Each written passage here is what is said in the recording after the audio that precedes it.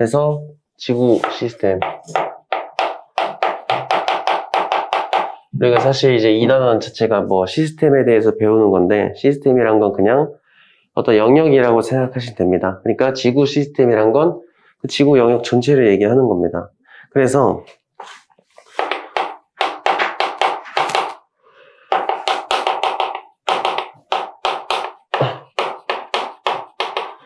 지구를 구성하는 요소들이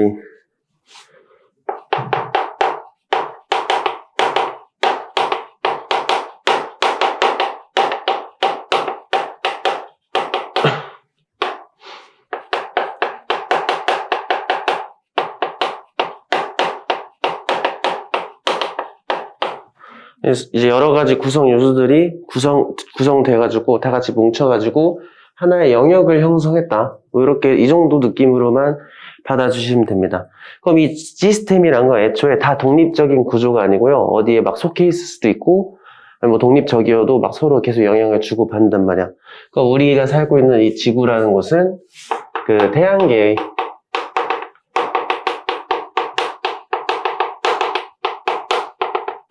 역학적 시스템이란 것에 포함이 되어 있다. 이렇게 표현을 하는데, 그 역학적 시스템은 뭐 대단한 건 아니고요. 그냥 이 힘에 묶여 있다고 생각하시면 됩니다. 왜냐면 애초에 지구라는 거는 태양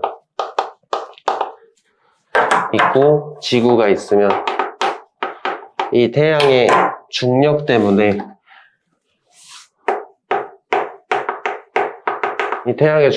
지구가 묶여가지고 태양 주위 돌고 있는 거잖아. 그러니까 태양의 역학적 시스템, 그러니까 중력에 묶여있다. 뭐 이 정도 의미로만 받아주시면 좋을 것 같습니다. 그래서 이런 거 이제 그러면 지구 시스템은 태양계 속에 포함이 되어 있구나. 이렇게 봐주시고요.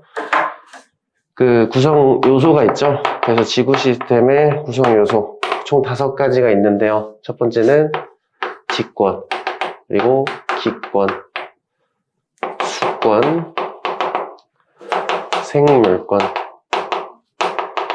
그 다음에 외권까지 이렇게 5가지 구성 요소가 존재하는 거고, 일단 첫 번째 내용은 얘네들 하나씩 좀 뜯어보는 겁니다. 그러면은 우리가 지구 얘기할 건데, 우리 태양계에는 유일하게 지구에만 생명이 존재를 하잖아요. 그 이유를 아셔야 되는데요.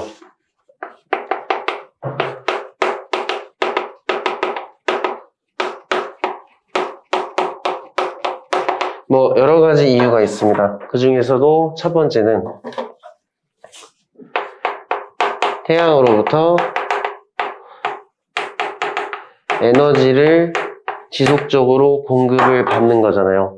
그러니까 에너지라는 게 없이 살 수 있는 생명체는 없잖아요. 그러니까 우리도 사실 태양 덕분에 살고 있는 겁니다. 왜냐면 근데 우리는 밥을 먹고 살잖아, 사실. 근데 그 밥은 어디서 왔어요? 뭐 동물한테 왔다고 쳐봐. 그럼 그 동물은 뭐 먹어요? 뭐 육식 동물은 동물 먹겠지만 초식 동물이 있을 거 아니야, 그러면. 그럼 그 식물은 어떻게 컸어? 햇빛 받아서 광합성해서 컸을 거 아니야. 그러니까 결국에는 끝까지 가면 태양이란 말이에요. 그러니까 에너지원이 지속적으로 태양이 공급을 해주니까 지구에 생명체가 살 수 있다. 이렇게 봐주시면 되고요. 두 번째는 적절한 거리입니다. 우리가 태양이랑 너무 가까우면 어때? 너무 뜨거워. 너무 멀면 너무 추워요. 그러면은 이 적절한 거리가 왜 중요하냐면 액체 상태의 물이 필요해서 그래요. 아까도 말했지만 너무 뜨거워. 그럼 물이 다 기화돼서 기체 수증기로 날아간단 말이에요.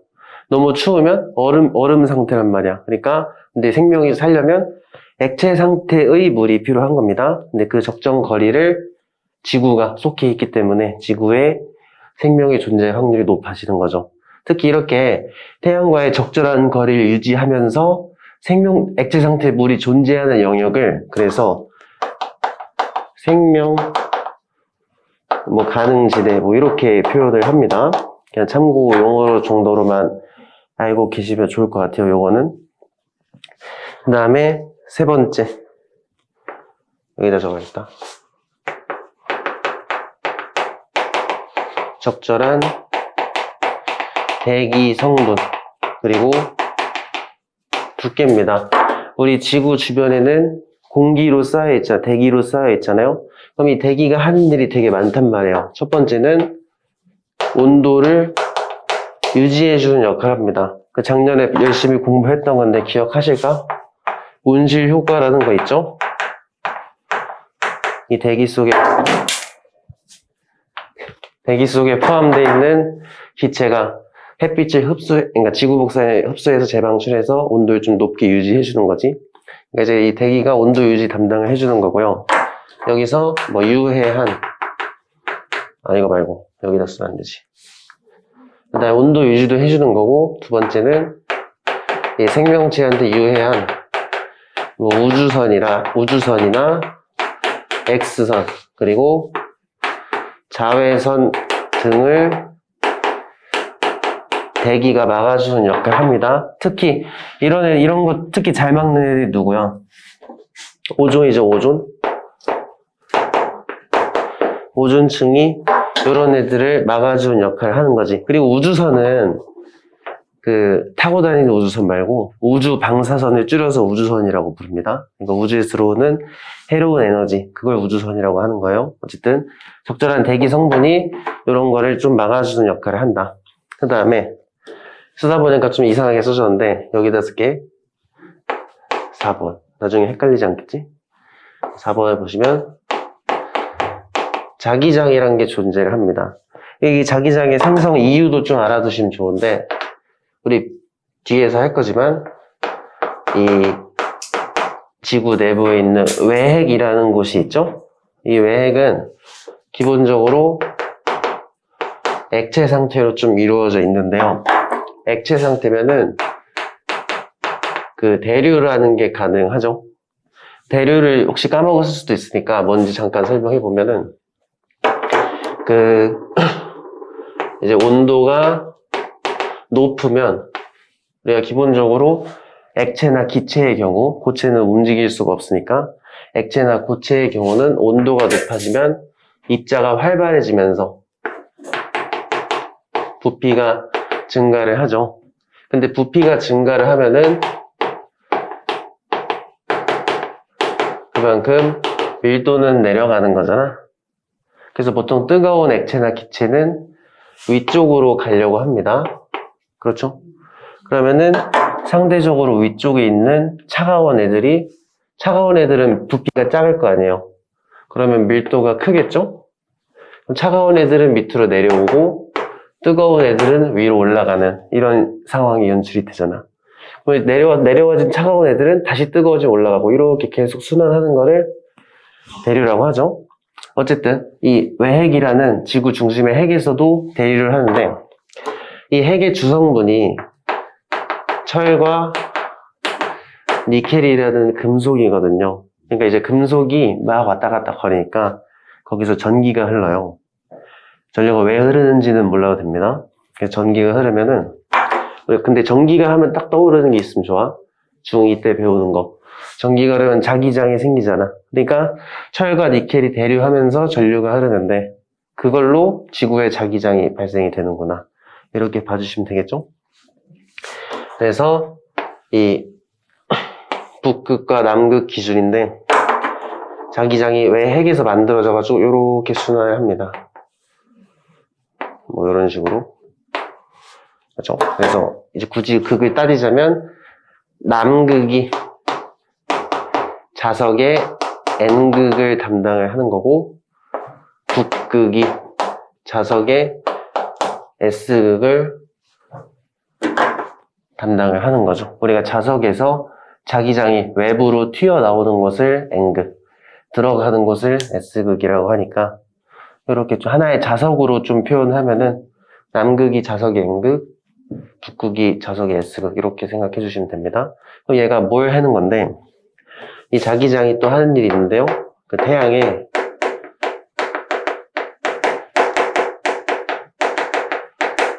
태양풍이란 거를 차단을 해줍니다. 그럼 태양풍이 뭐냐? 태양에서 나오는 전하를 가지고 있는 입자들을 태양풍이라고 합니다. 태양이 엄청 뜨겁고 안에서 이것저것 다 나오니까 전하를 띠고 있는 입자들이 나오는데 그게 또 지구로 들어오면 안 좋아요. 근데 그거를 자기장이 좀 막아준다고 보시면 됩니다. 그래서 그 자기장이, 그래서 태양풍과 이 자기장이 충돌하면서 뭐 이렇게 태양풍이 들어오면은 그 태양풍 입자들이 이 자기장 타고 북극지방으로 같이 좀 이동을 해요. 이렇게. 그러면은 이 극지방에서는 이 자기장과 태양풍이 서로 막 충돌하면서 교란 같은 게 일어나는데 그 교란이 사람 눈에 보이거든요. 그거를 오로라라고 합니다. 그러니까 이제 극지방에서 오로라가 자주 발생하는 거는 이 태양풍들이 자기장에 걸리면 그 자기장 방향 쫓아가서 극지방으로 같이 이동을 해요. 그러니까 그럼 극지방에서는 태양풍이 다 모일 거 아니야? 그럼 거기서 막 지들끼리 부딪히면은 오로라가 생기는 거니까 이 태양풍이 모이는 곳, 극지방에서 오로라가 좀 자주 발생하는구나. 이렇게 봐주시면 좋을 것 같아요. 어쨌든 이렇게 네 가지, 크게는 이렇게 네 가지 이유로 지구에 생명체가 존재할 수 있다는 뜻입니다. 에너지 계속 줘야 되고 적절한 거리로 액체 상태의 물이 있어야 되고 뭐 자기장이랑 대기 성분들이 몸에 해로운 것들 막아주니까 지구에 생명체가 존재한다. 이렇게 봐주면 되겠습니다. 그래서 이제 하나씩 봐줄 건데요.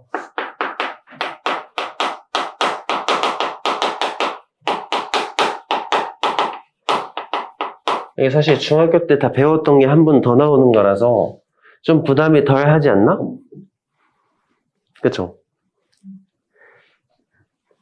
복습하는 거잖아, 어떻게 보면. 그래서 첫 번째는 기권부터 좀 진행을 해보겠습니다. 기권의 경우는 우리가 지구를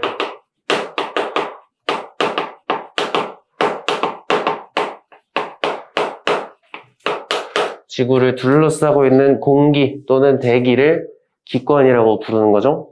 그래서 범위도 좀 알아두시면 좋은데 이 지표면으로부터 약 1000km 지점까지 높이를 영역을 기권이라고 우리가 보통 부릅니다. 그럼 이 기권의 주성분, 기권을 이루고 있는 성분은 뭐가 있냐면 제일 많은 게 질소, 두 번째로 많은 건 산소, 뭐 세 번째는 아르곤, 네 번째가 이산화탄소거든요. 뭐 여기 이제 기타 뭐 이렇게 써주는데 그냥 제일 많은 거 2개 정도만 알아두셔도 괜찮습니다. 그래서 질소가 약 78%, 산소는 약 21% 이렇게 2개 정도는 기억을 좀 해두셔라. 그래서 이 기권의 성분까지 봤고요. 그럼 역할이 있을 텐데 이 기권이 하는 일이 뭘까요? 아까도 잠깐 얘기했었지만 주요 효과 첫 번째 온실 효과가 있습니다. 그래서 이 온실 효과로 온도를 어느 정도 따뜻하게 유지해주는 역할을 할 수가 있겠죠. 두 번째로는 아까도 얘기했죠. 이것도 자외선을 차단해주는 역할을 하는데 이 자외선은 누가 막아줘요? 기권에 속해 있는 오존층이라는 친구가 자외선을 흡수해주니까 자외선이 막히고 이 생명체한테 닿지 않게끔 조절을 할 수가 있는 거죠. 그 다음으로는 유성도 막아줍니다. 우리가 유성이라는 거는 운석 말하는 겁니다.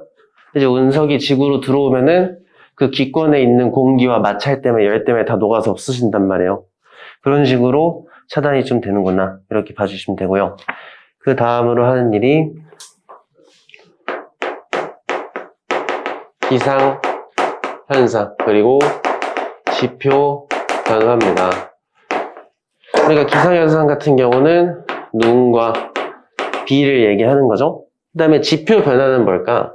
이 눈이나 비가 내리다 보면은 지형을 좀 바꿀 수도 있잖아요. 우리가 비가 너무 많이 오면은 막 산이 무너지기도 하잖아요. 그런 거를 얘기하는 겁니다. 그래서 그렇게 좀 봐주시면 되고 이런 기상현상이나 지표 변화는 또 어떤 단순히 이렇게 기상현상이 눈, 비가 내리는 게 끝이 아니고 사실 이게 왜 이런 일이 일어나는 거냐면 에너지를 순환시키는 과정에서 우리가 눈이나 비가 발생을 좀 하는 겁니다. 이 에너지 순환 과정은 나중에 2학기 되면 좀 자세하게 나오거든요. 근데 일단 에너지 순환시킨다 정도만 하고 제가 나중에 필요하면은 설명을 좀 하겠습니다. 대류랑 관련해서 대류랑 이따가 할게요. 하는 게 좋겠다. 좀 이따가 지금 할까? 아니다. 시간이 모자랄 수도 있어서. 그래서 이 기권 기억하시죠? 층상 구조를 이루잖아요. 그럼 그 층상 구조를 이 층을 나누는 기준이 있단 말이지. 그 기준은 뭐냐면 높이에 따른 온도 변화를 갖다가 기권을 총 4가지 층으로 구분을 하죠. 그럼 우리가 한번 표현해 보면은 가로 길이를 온도, 세로를 높이 이렇게 가보면 온도 분포가 뭐 이런 식으로 그려진단 말이죠. 그럼 이제 각각의 층을 하나씩 특징을 좀 볼 건데요. 가장 아래쪽 대류권이라고 불렀었죠. 그 온도가 왜 떨어지는지도 기억을 좀 하시면 올라갈수록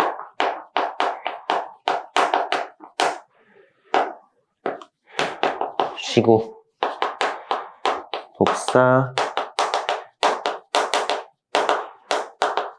지구 복사 에너지 영향이 감소를 하니까 우리가 이제 사실 지구는 스스로 지구가 내뿜는 열은 대부분 태양에서 들어온 열을 흡수했다가 재방출하는 거잖아. 그래서 지표면 쪽에서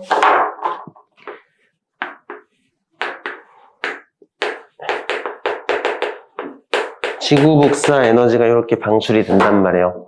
그럼 높이 올라간다는 건 그만큼 바닥이랑 멀어지는 거잖아. 그러니까 멀어지니까 영향이 떨어지니까 대류권에서는 올라갈수록 온도가 좀 감소하는구나. 이렇게 봐주시면 되겠죠?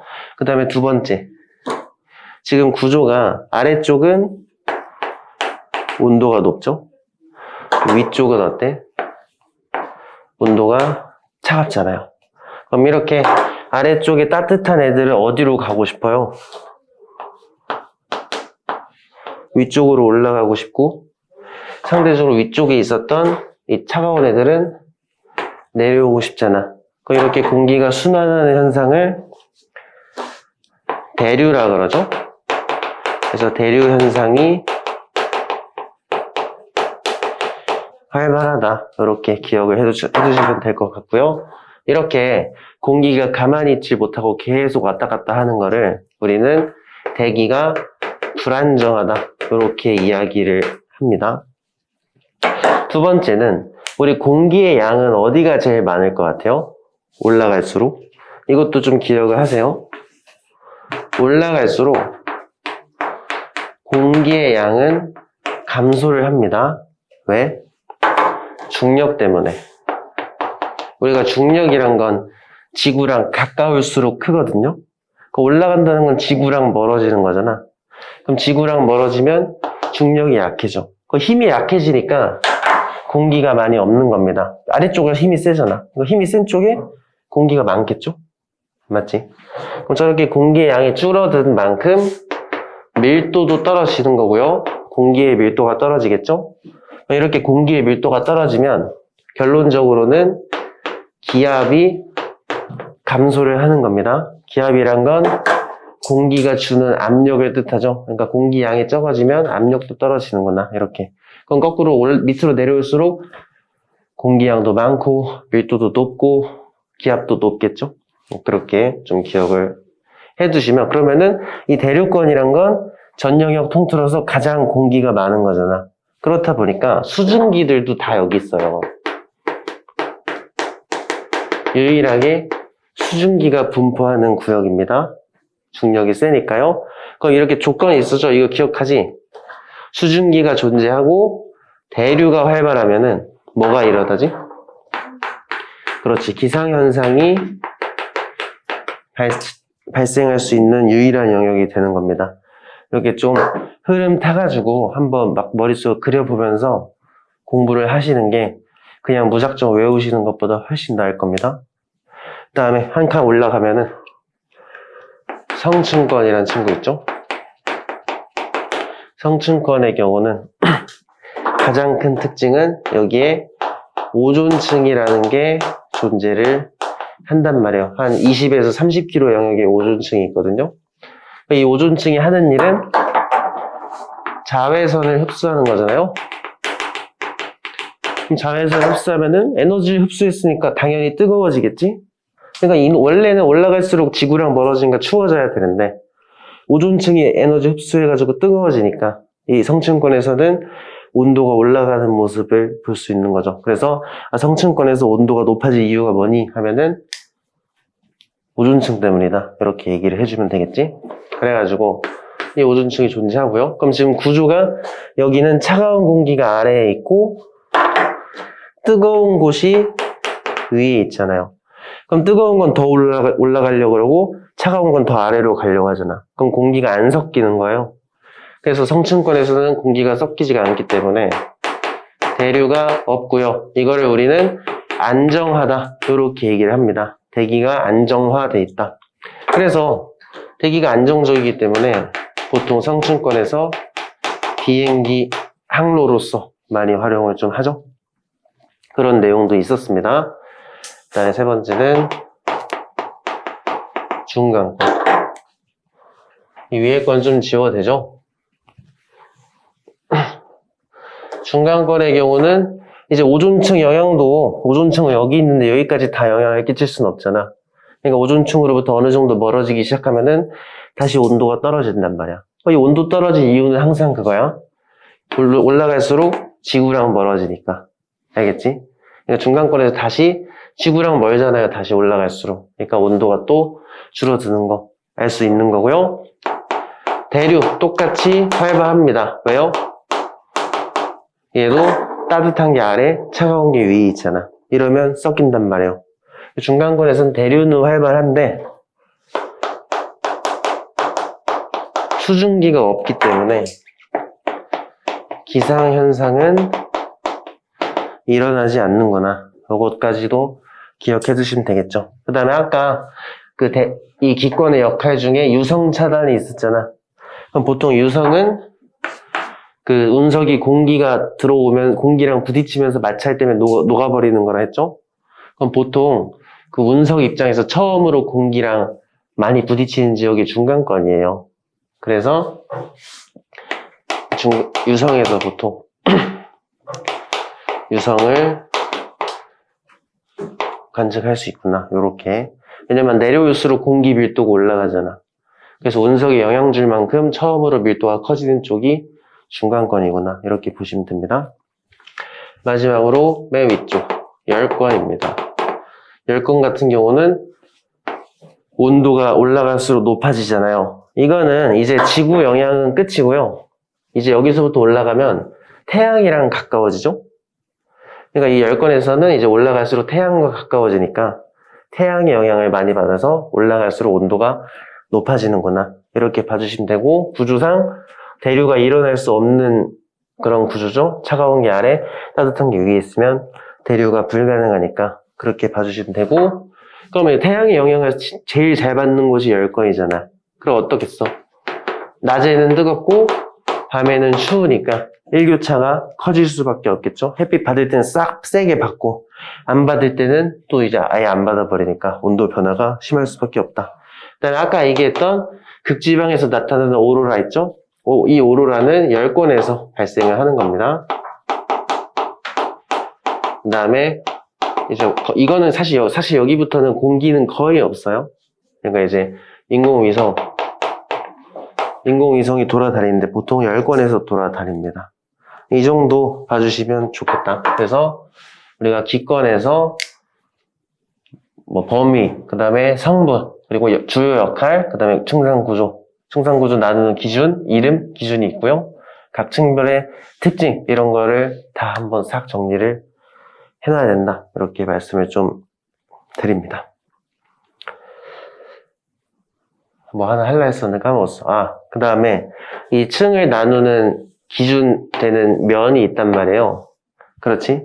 그런 거를 계면이라고 부르거든요. 근데 앞에 뭐뭐뭐 계면 이렇게 붙어야 되는데 항상 아래에 있는 놈 이름을 따요. 여기는 대류권, 성층권 사이면 대류권이 밑에 있잖아. 그래서 대류권 계면 이렇게 부르는 거고, 그럼 성층권 위에 있는 경계는 성층권 계면, 중간권 위에 있는 거는 중간권 계면, 이렇게 가는 겁니다. 10권 계면이란 건 없어요. 알겠지? 그렇게 좀 봐주시면 되고, 중간권 계면만의 특징이 뭐다 보면은, 이거는 이 지구 기권 중에서 제일 온도가 낮은 곳이 여기입니다. 지금 보면은 낮아졌다가 뜨거워졌다가 낮아지고 다시 뜨거워지는 여기가 제일 낮을 수, 지구로부터 제일 먼 곳이 여기잖아요. 지구의 영향을 제일 적게 받는 곳이 여기고, 여기서 더 올라가면 태양 영향 때문에 뜨거워지잖아. 그러니까 제일 차가운 곳은 이 위치가 되는구나. 이렇게 기억해 두시면 좋겠습니다. 이거는 뭐 참고 정도인데, 만약에 오존층이 없다면, 만약에 오존층이 없었다면은 지구의 기권은 층이 2개가 될 겁니다. 왜냐면 이렇게 4가지 층이 나눠졌던 이유는 오존층 때문에 중간에 한번 뜨거워졌잖아. 근데 오존층이 없으면 계속 차가워지기만 하다가 태양의 영향이 가까워지는 순간에 바로 뜨거워지기 시작하니까 층이 2개밖에 안 나올 거예요. 직권 한번 보겠습니다. 직권 같은 경우는 이제 지구 표면 그리고 내부 전부 다 포함하는 영역을 뜻합니다. 그래서 어떻게 보면 이제 덩어리잖아요. 그래서 지구 전체에서 질량이 지구 시스템 전체에서 가장 큰 질량을 차지하고 있다고 보시면 되게 땅덩어리가 제일 크겠지 뭐. 그렇죠? 그래서 구성원 좀 보면은 지표면에서 우리 지구 중심까지의 거리, 이 지구 반지름이랑 똑같은데요. 6,400km 정도 됩니다. 지구 반지름이 6,400km예요. 이렇게 좀 봐주시면 되고요. 그럼 성분은 어떤가? 우리가 얘 같은 경우는 지각 쪽 성분이랑 지구 전체 성분 좀 따로따로 좀 봐주세요. 지각에서는 산소가 제일 많고요. 그 다음에 규소입니다. 그렇죠? 규소랑 산소 위주로 이루어져 있다고 했었으니까. 근데 이제 지구 전체로 따지면은 철이 제일 많고요. 그 다음에 산소가 되는 겁니다. 그래서 전체랑 지각만 따질 때, 그리고 전체를 따질 때 이렇게 구분을 좀 지어가지고 기억을 해두시면 좋겠습니다. 그러면은 이런 직권의 주요 역할은 뭘까요? 역할을 좀 보면은 기본적으로 여러 가지 생물의 서식처를 제공을 하겠죠. 땅 위에서 생물들이 살고 있으니까. 그 다음에 이제 가끔 이제 요즘에 좀 뜸한데 화산 활동을 할 때가 있잖아요.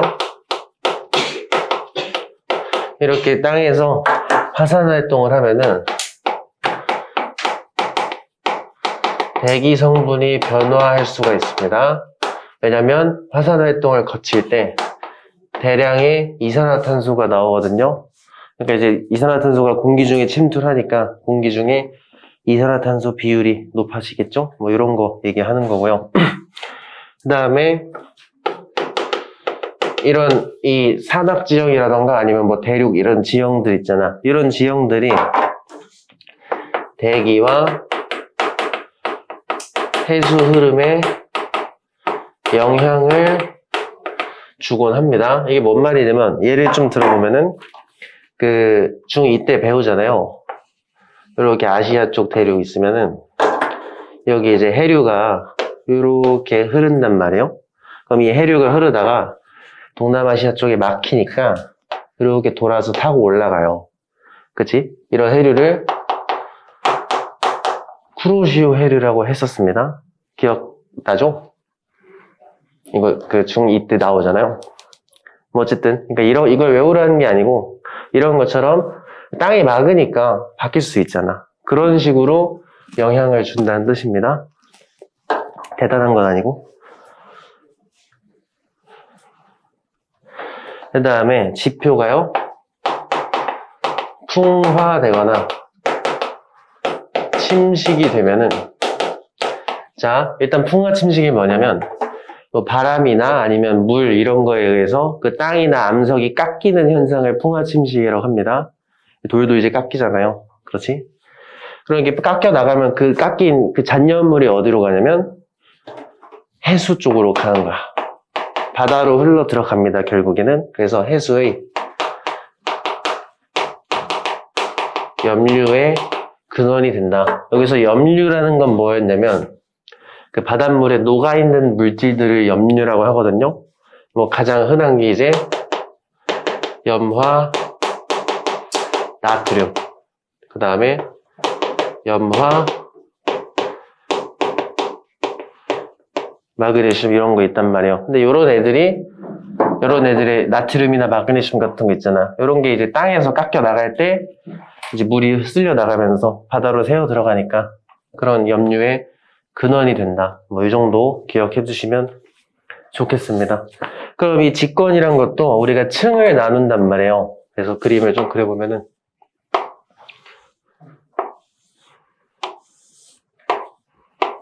뭐 이런 식으로 좀 표현을 좀 할 건데, 이것도 이렇게 층을 나누는 기준이 있겠죠? 그 기준은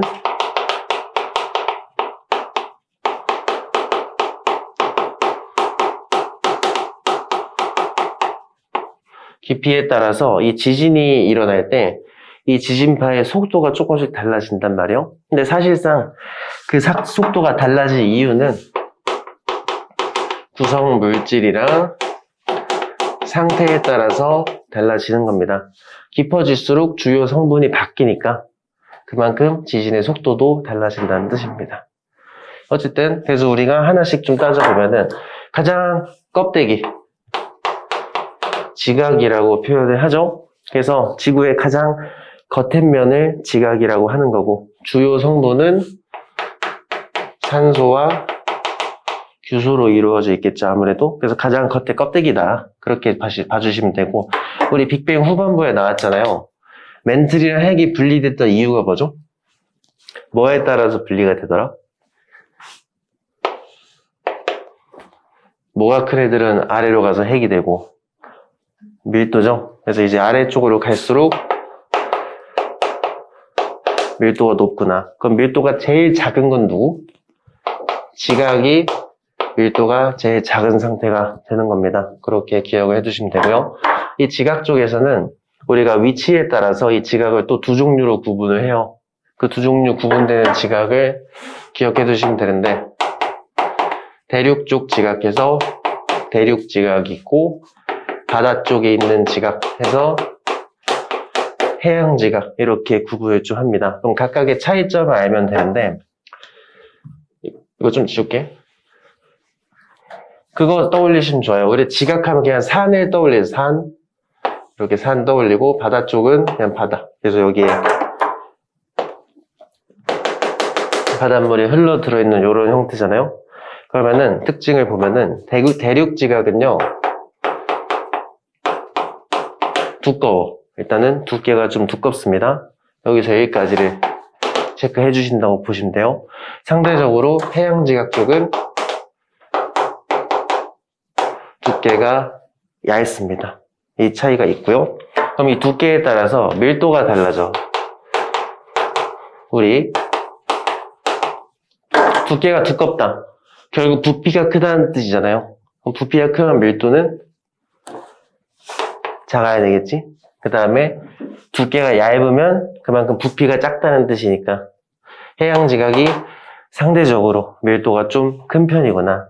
사실 이 내용은 범위가 들어갈지 모르겠는데 판 구조론 할 때 좀 중요하게 작용하는데, 제 생각엔 거기까지는 범위가 안 들어갈 것 같거든요.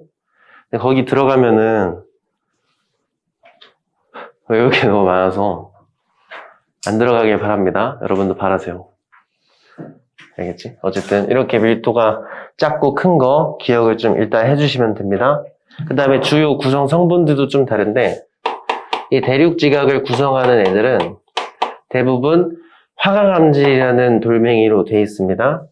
반면에 해양지각 쪽은 현무암. 현무암이라고 제주도 쪽 가면은 있는 돌멩이, 시커먼 돌멩이. 그러니까 제주도에 현무암이 많잖아. 제주도는 섬이니까, 해양 쪽이니까 현무암이 많은 겁니다. 이렇게 지각을 좀 구성을 해주시면 되고요. 그 다음으로는 멘틀입니다. 멘틀의 경우는 가장 큰 특징이 이 모든 직권 영역 중에서 가장 큰 부피를 차지하고 있습니다. 전체 직권의 약 83%를 멘틀이 차지하고 있고요. 질량도 되게 큰 편에 속합니다. 질량의 경우는 67% 정도 차지를 좀 하고 있습니다. 그 다음에 당연히 밀도는 두 번째로 작은 거고요. 지각보다는 밀도가 커야겠지? 지각보다 아래쪽에 있으니까. 그 다음에 주성분, 당연히 얘도 산소와 규소로 좀 이루어져 있습니다. 그래서 여기만의 특징은 뭐냐면 얘가 고체잖아요. 땅은 고체일 거 아니야. 그치? 고체인데 부분적으로 좀 녹아 있어요. 그래서 녹아 있다는 말이 뭐냐면 고체이지만 유동성이 있다. 그러니까 움직일 수 있다는, 땅이 움직일 수가 있다는 겁니다. 그래서 이 멘틀에서는 대류가 일어날 수가 있어요. 대류가 가능하다. 이렇게. 이 대류하는 게 왜 중요하냐면 이 대류가, 멘틀에서 대류가 가능하기 때문에 지구 내부 에너지를 위쪽으로 좀 전달해 주는 역할을 할 수가 있습니다. 어떤 식으로 전달을 하는 거냐면 우리가 대류도 중학교 2학년 때 처음 배우는 내용이잖아요. 근데 열의 전달 방법 중에 하나잖아. 그럼 열을 어떤 식으로 전달하는 거냐면 이 밑에 핵이 있잖아. 그리고 여기가 멘틀일 거 아니에요. 그럼 핵이면 당연히 뜨겁지 않겠어? 중심으로 가서 밀도가 크면 뜨겁잖아. 핵이 되게 뜨겁기 때문에 이 멘틀 입장에서도 아래쪽은 뜨겁고요.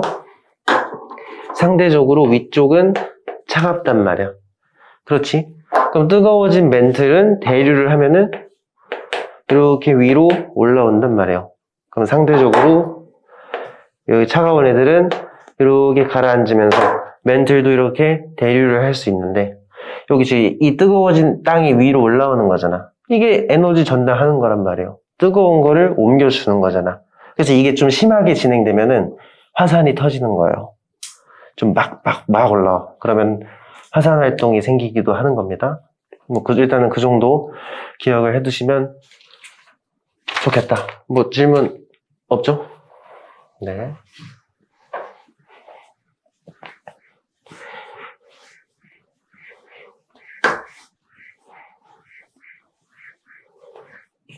그 다음으로는 여기다 쓸게요.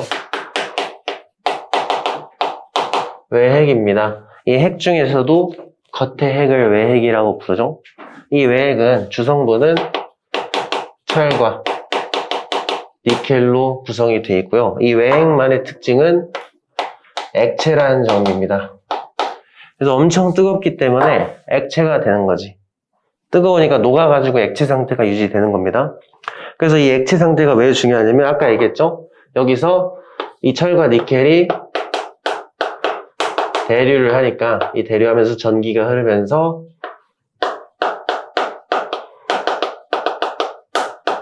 자기장을 형성하게 되는구나. 이 정도 기억해 두시면 좋겠습니다. 그럼 이 외핵보다 더 안쪽에 있는 거를 내핵이라 그러고요. 똑같이 철과 니켈입니다. 근데 이런 게 좀 궁금할 수 있어요. 아니, 외핵이 뜨거워서 액체라며. 근데 외핵보다 더 중심에 있는 내핵이 밀도가 더 높으니까 더 뜨거울 거 아니야. 근데 얘는 왜 고체일까요? 이거는 더 뜨거운 거 맞아요. 더 뜨거운데 더 뜨거운 만큼 가장 중심에 있다 보니까 압력이 높아. 그래서 뜨거워서 막 활발해져서 퍼지려고 하는데 강한 압력이 이걸 더 세게 누르니까 내핵은 고체 상태를 유지하는 겁니다. 괜찮니? 그 정도 기억해 두시면 좋겠습니다. 그래서 온도와 압력, 밀도도 가장 높겠죠. 아무래도 가장 중심 쪽에 있으니까. 그래서 이런 거, 이제 직권, 이런 식으로 구성이 되어 있고요. 뭐 여기까지 하면 어느 정도 한 것 같습니다. 넘어가도록 할게요. 외울 거 별로 많죠? 할 수 있습니다. 그 다음에 세 번째. 수권입니다.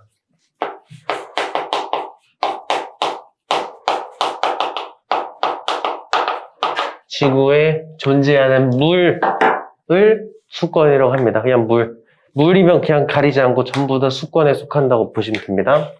그래서 이 수권 같은 경우는 지구 표면에 약 70%를 또 물이 덮고 있단 말이에요. 그래서 지구 전체가 아니고 표면에서 70%입니다. 물이란 거는 땅 속에 존재하는 양은 거의 없기 때문에 표면 쪽만 봐주시면 돼요. 그래서 표면이고요. 성분 보시면 일단은 물이니까 그런데 우리가 기본적으로 바다의 물, 육지의 물 이렇게 나눠요. 그러면은 바다의 물은 해수라고 부르죠. 그 다음에 육지의 물은 육수라고 부릅니다. 그래서 당연히 바다가 양이 훨씬 많잖아요. 그래서 해수의 양이 훨씬 많고요. 이 비율은 전체 물의 약 97.5%는 바닷물이고요. 육지의 물은 2.5%밖에 안 됩니다. 근데 이제 중학교에서도 했었잖아. 기억하시겠죠? 이 육수를 여기다 쓸까? 이 육수만 또 비율을 따져보면은 혹시 기억하나? 육지의 물 중에 가장 많은 양이 뭐죠? 빙하. 그러니까 이제 빙하입니다. 물이라며. 근데 이제 얼음도 물로 치는 거예요. 그래서 육지의 물 중에 가장 많은 거는 빙하가 되고, 그 다음에 지하수. 그리고 가장 적은 게 호수 및 하천수가 양이 가장 적구나. 이렇게 좀 봐주시면 됩니다. 넘어가 되겠죠? 이 정도 받으시면 좋을 것 같고요. 역할 한번 볼게요. 이 수권이 하는 일 보시면 일단은 이거 기억하나요?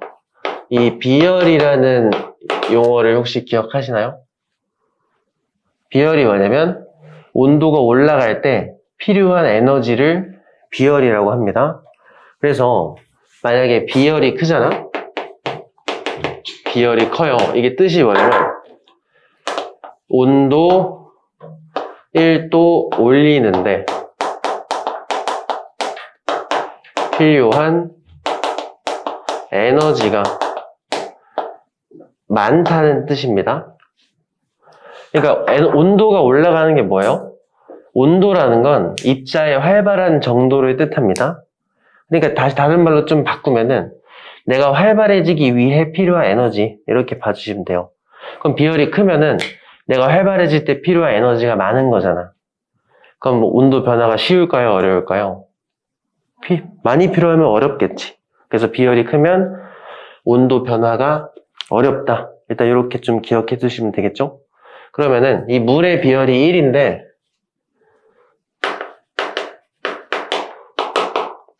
물의 비열이 1이거든요. 뭐 단위까지는 참고 정도로만 기억해 두시면 됩니다. 이 값이 매우 커요. 그럼 물의 온도 변화가 쉽다, 어렵다? 어렵다. 그러니까 온도가 잘 안 변해.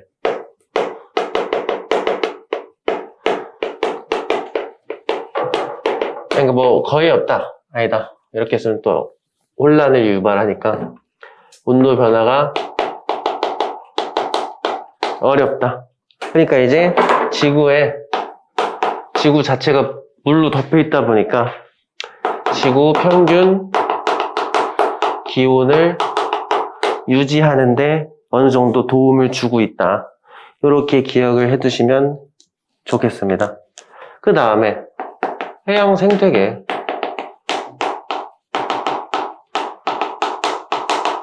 우리가 이제 어류들 사는 곳이니까 이 생태계를 유지해주는 역할을 하겠죠?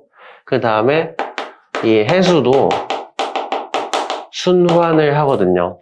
바닷물도 계속 흐르잖아. 그렇죠? 이렇게 바닷물이 순환하는 이유는 지구의 지구가 받은 태양 에너지를 어느 정도 순환시켜주는 역할을 하고 있습니다. 이거는 이따가 한 번 더 얘기를 할게요. 어쨌든 이 정도 역할을 제가 봐주시면 좋을 것 같고요.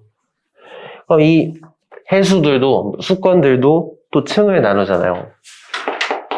그래서 층을 어떻게 나누냐?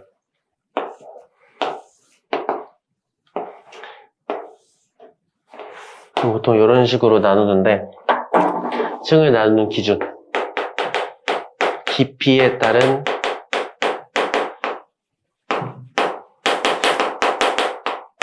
온도 변화를 가지고 수건을 또 세 층으로 나눕니다. 그래서 여기가 온도, 그 다음에 여기는 물의 깊이, 이렇게 봐주시면 되겠죠. 그럼 층을 또 세 개로 나누는데, 첫 번째, 온도가 좀 일정하게 유지되는 층이 있어요. 여기는 혼합층이라고 부릅니다. 그 혼합층의 특징, 일단은 모든 층상 구조를 통틀어서 온도가 제일 높죠. 왜요? 태양이랑 가까우니까. 여기 햇빛을 받고 있을 거 아니야? 그렇지? 그 햇빛을 직접적으로 받는 게 수면이잖아, 수면. 그러니까 온도가 제일 높겠죠? 아무래도 깊어질수록 태양이랑은 멀어지는 거니까 온도가 이렇게 감소하는 꼴을 보여주는 겁니다. 그 다음에 온도가 높은데 이 온도가 일정하단 말이에요. 어느 정도 일정하단 말이야. 이거는 이 바람이 이 물을 섞어주기 때문에 그런 겁니다. 이 수면 쪽에서 막 바람이 막 불 거 아니야.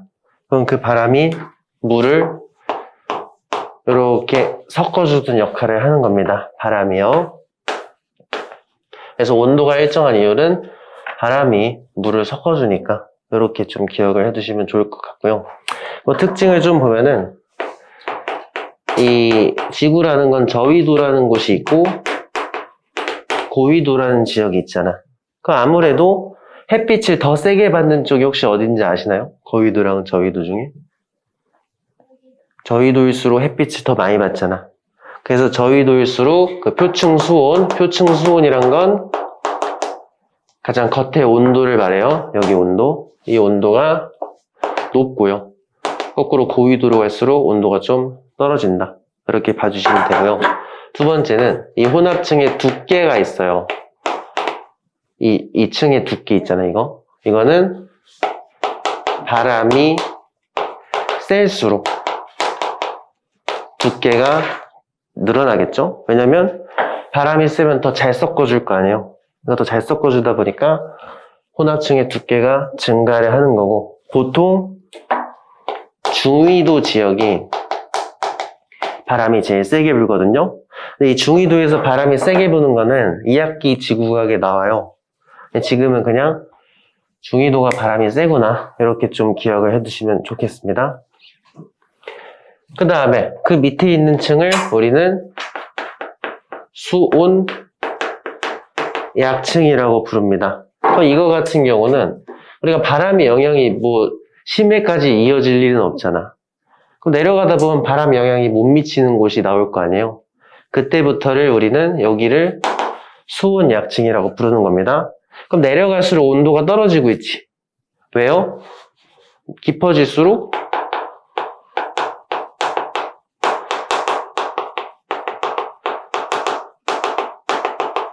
태양 영향이 줄어드니까 내려갈수록 온도가 떨어지는구나. 이렇게 봐주시면 되겠죠? 여기도 온도 구조를 한번 잘 봐봐요. 위쪽에 뜨거운 물, 아래쪽에 상대적으로 차가운 물이잖아. 이러면 대류를 할 수 있나요?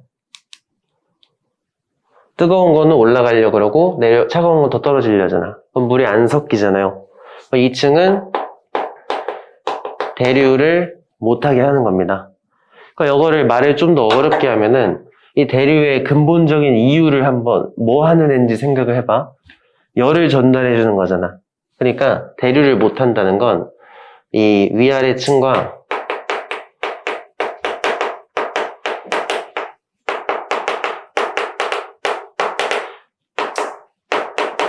에너지 교류를 차단해 준다. 이렇게 봐주셔도 됩니다. 대류는 열을 이동시키는 거예요. 그러니까 대류를 못 한다? 열 이동을 막겠다. 이렇게 봐주시면 되겠지. 그 정도 봐주시면 좋겠습니다. 맨 마지막. 그럼 태양 영향이 완전히 끝나면은 온도가 안 변해요. 공평하게 열을 못 받잖아. 이때부터는 우리는 심해라고 부르는 겁니다. 바다를. 그렇죠? 태양 영향을 아예 못 받으니까, 태양 에너지를 아예 받지 못하다 보니까 당연히 제일 차가울 수밖에 없고요. 아예 못 받으니까 그냥 온도 변화가 거의 없지.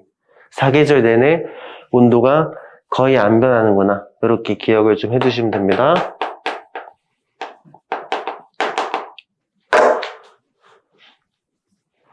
변화가 없다. 그렇죠? 그 다음에 근데 이제 전체 바다에서 부피가 제일 많겠죠? 아무래도 이 정도 봐주시면 좋겠다. 자, 요런 그림인데 이게 이제 좌우 대칭일 뿐입니다. 이쪽이 북반구라 치면은 반대쪽은 남반구라서 사실 의미가 없어요.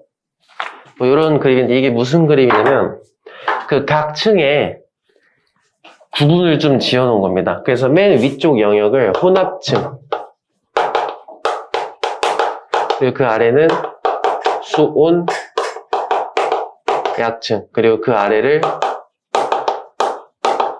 심해층, 이렇게 봐주시면 되는데, 이거를 이제 우리가 앞에서 배웠던 이 그림으로 좀 옮겨보면은,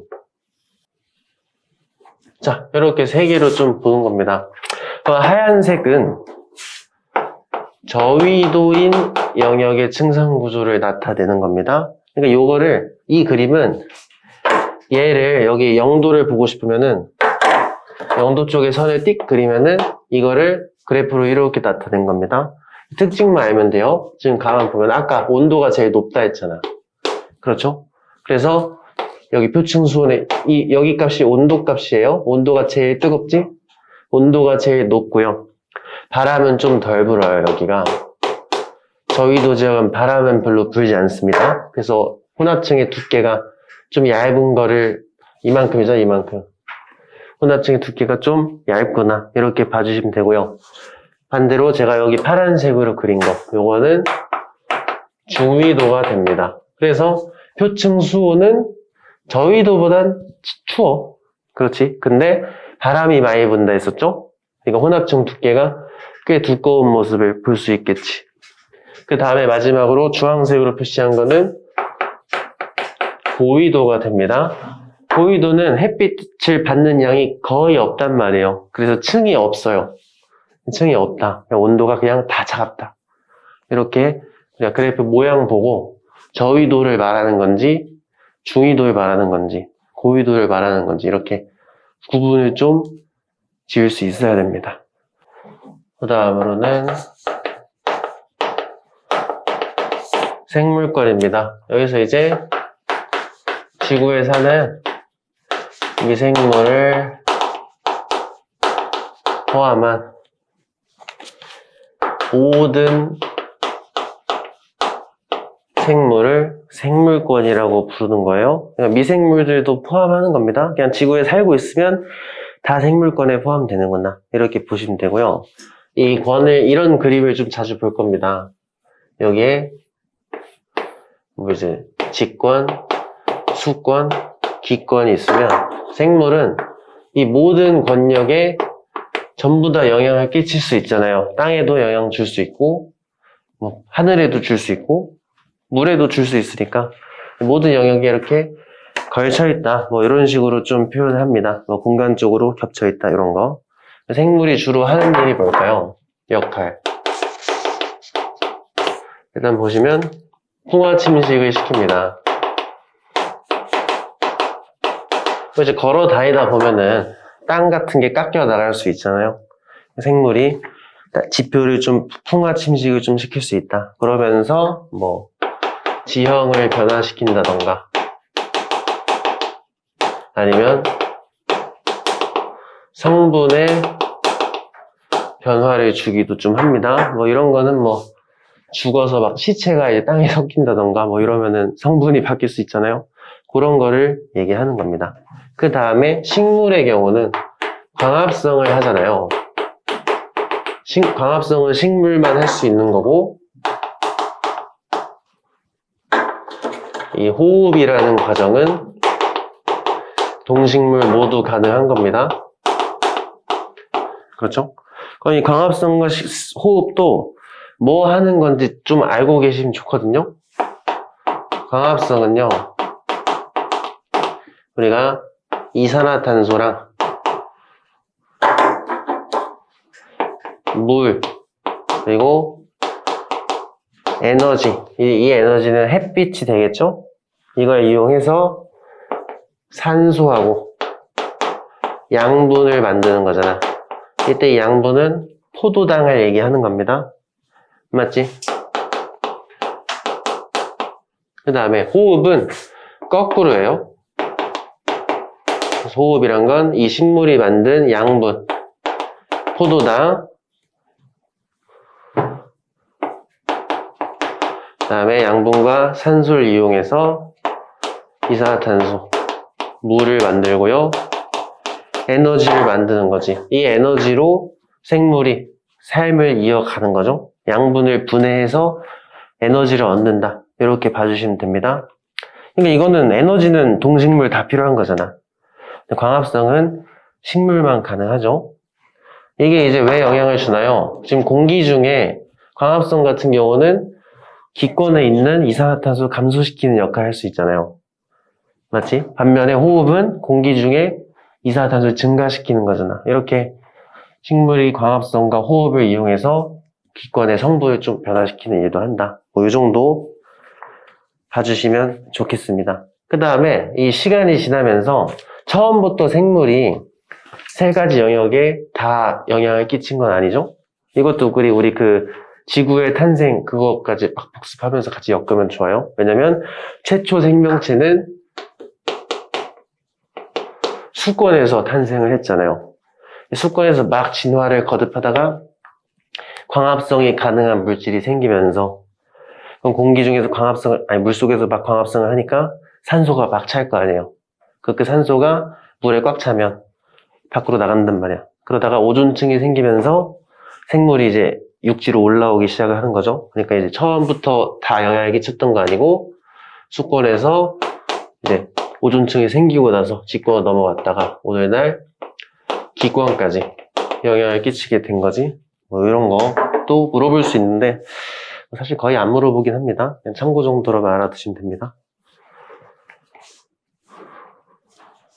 넘어가 되죠. 그 다음으로는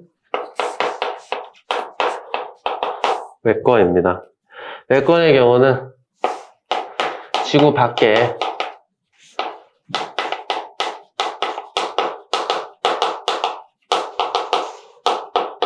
둘러싸는 모든 것들을 이제 우리가 외권이라고, 그러니까 지구 밖에 있는 거를 외권이라고 하는 겁니다. 뭐가 있겠어요? 뭐 태양도 있고,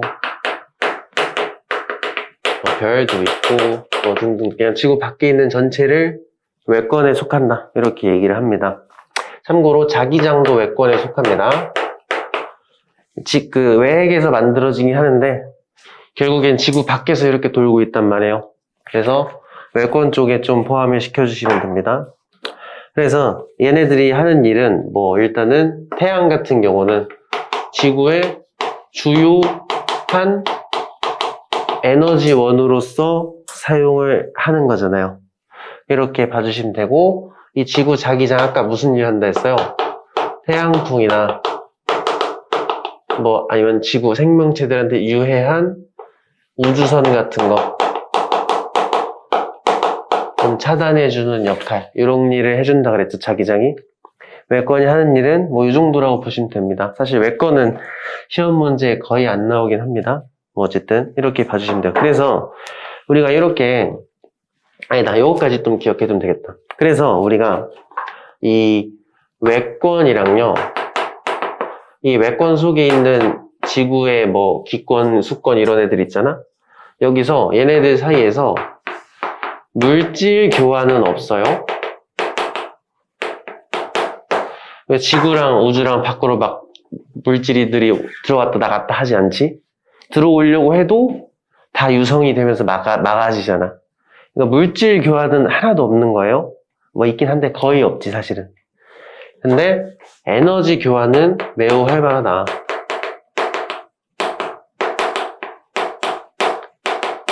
태양열을 계속 공급을 받는 거잖아. 그러니까 물질은 안 받고 에너지만 외권이랑 주고받는구나. 이렇게. 이거는 좀 중요합니다. 체크를 꼭 해주시길 바랍니다. 괜찮죠? 그래서 이제 우리가 남은 내용은 뭐냐면 여러 가지 권들을 배웠는데 이 권들이 각각 상호작용을 해준단 말이에요. 그래서 어떤 식으로 좀 상호작용하냐면 뭐 물질이나 여러 에너지를 계속 교환을 하는 겁니다. 뭐 G권에서 수권으로 뭐 에너지랑 물질 보낼 수도 있고 이렇게 서로가 계속 영향력을 행사하면서 지구 시스템이 좀 구성이 돼 있는 겁니다. 그래서 우리가 각 권별로 어떤 영향과 주고받는지 이런 게 문제에 나와요. 근데 이것도 그냥 막 외우지 말고요. 좀 한번 머릿속으로 좀 연상을 하시면서 해보면은 아 이렇게 되겠네. 이렇게 어느 정도 좀 수긍이 되거든요. 그렇게 하시는 게 훨씬 생산적이겠죠? 하나씩 쭉 보시면 기권끼리도 영향을 주고받을 때가 있잖아. 그 중학교 때 배우죠? 전선 혹시 기억나나? 한랭전선, 온난전선 이런 거 있잖아. 그 성질이 다른 두 공기 덩어리들끼리 만났을 때 한랭전선 또는 온난전선 생기면서 막 비 뿌리고 막 그랬었잖아. 그런 거 얘기하는 겁니다. 그 다음에 기권이 수권한테 영향을 주는 거예요. 이거는 해류입니다. 해류. 우리가 바닷물이 흐르는 걸 해류라 그러는데 바람이 부니까 해류가 생기는 거거든요. 그러니까 아 공기가 물한테 영향 주는 거구나. 이렇게 좀 봐주시면 됩니다. 그 다음에 이거는 참고로만 알아주세요. 엘니뇨라고 이 기상 이상 현상이에요. 이건 2학기 때 배우거든요. 왜 일어나는지. 이거는 뭐냐면 생기는 이유만 좀 생각해 주면 좋아. 그 바람이 약해지면서 시작이 돼요. 그럼 바람이 약해지면 해류가 약해지겠지? 그럼 그 과정에서 날씨가 좀 이상해지는 현상이 있어요. 자세한 거는 다룰 수 없고요. 야, 바람이 약해져서 생기는 거구나 정도만 기억을 해두시면 좋을 것 같습니다. 학교 프린트에도 있더라고요. 그래서 그냥 언급만 하는 겁니다. 그 다음에 풍화, 침식. 우리 아까 얘기했었죠? 그 땅이랑 돌이 깎이는 걸 풍화 침식이라 하잖아. 그러니까 바람이 막 수억 년 동안 불면은 돌멩이도 막 깎이잖아요. 그러니까 바람이 기권이 땅을 깎는구나. 이렇게 좀 생각해 주시면 되겠지. 그 다음에 이 공기가 생물한테 주는 영향은 뭐 이제 호흡 정도 있겠죠? 우리가 이제 공기가 생물들한테 산소를 공급해 주니까 호흡을 할 수 있는 거 아니에요? 그 정도 이렇게 좀 생각하면서 그냥 외우지 마시고 그렇게 좀 혼자 한 번만 딱 생각해 보면 딱 되거든요. 그 정도 해주시면 좋을 것 같습니다.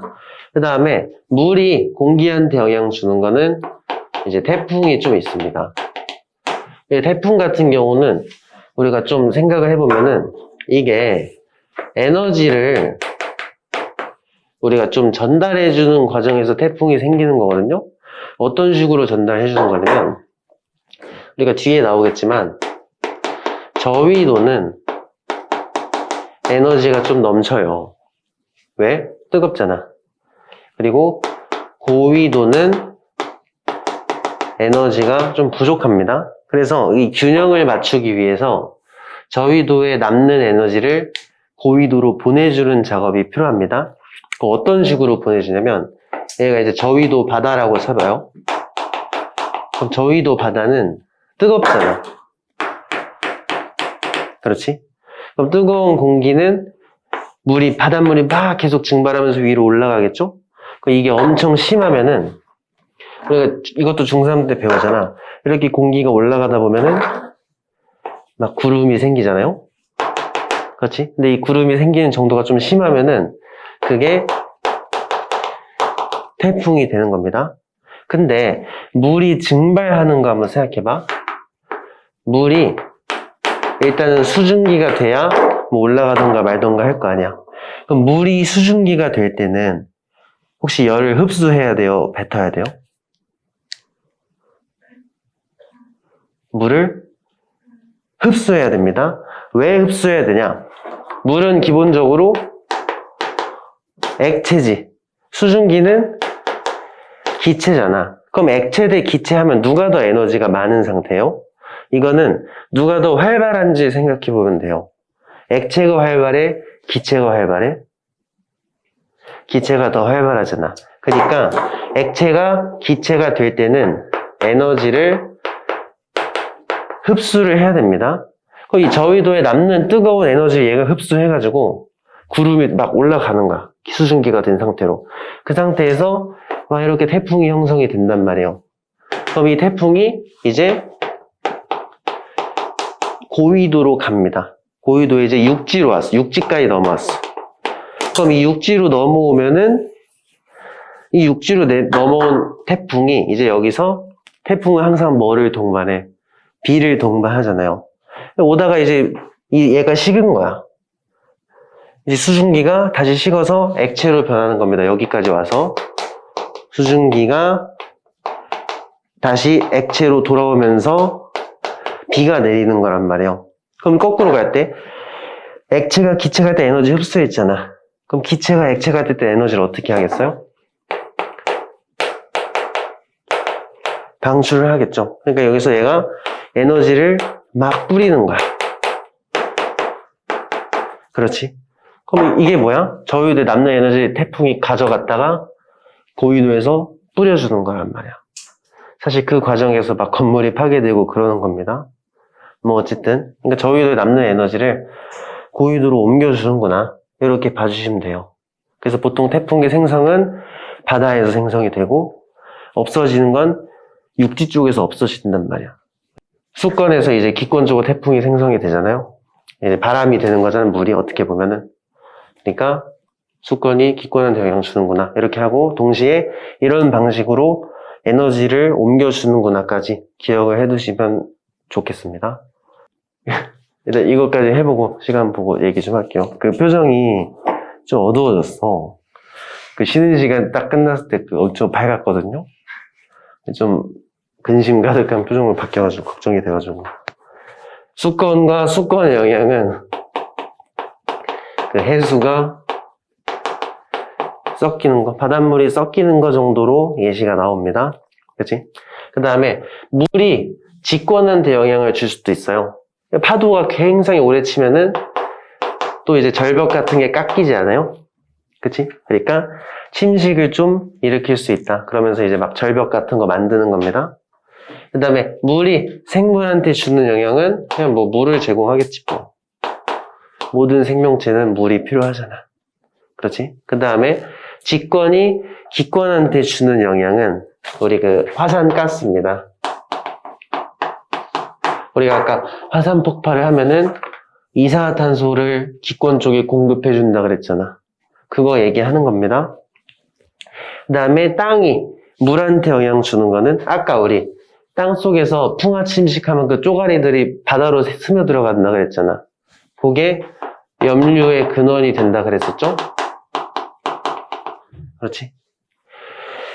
그리고 그 가끔 이제 그 쓰나미, 지진 때문에 해일이 치기도 하잖아요? 그럼 이제 땅이 물한테 영향 주는 거지. 지진, 해일, 그런 거. 그 다음에 직권끼리 영향 주는 거는 그 아까 멘틀이 움직일 수 있다 그랬잖아요. 그 과정에서 땅이 움직이거든요. 1년에 몇 센치 정도 움직여. 그 움직이는 과정에서 땅끼리 부딪히면 지진이 일어나는 거거든요. 이거는 그 지구 시스템 후반부 판 구조론에 나오는 내용이라서 제가 봤을 땐 거기까지는 범위 아닐 것 같거든요. 일단은 대륙 이동 정도 기억해 두시면 좋겠습니다. 그 다음에 땅이 직권이 생물권한테 영향 주는 거는 아무래도 이제 서식처 역할을 좀 할 수 있고요. 양분도 줄 수 있잖아. 이거는 그 식물을 좀 떠올리시면 좋을 것 같아. 식물이 뿌리 땅에 내려가지고 양분을 제공받는단 말이에요. 그걸 좀 떠올리시면 좋겠다. 마지막으로 생물권인데요. 생물권이 공기한테 주는 역할, 광합성, 그리고 일단 증산작용. 우리가 광합성을 하면은 공기 중에 이산화탄소를 흡수하는 거잖아. 그러니까 생물이 공기한테, 기권한테 영향을 주겠죠? 증산작용 혹시 기억하시나?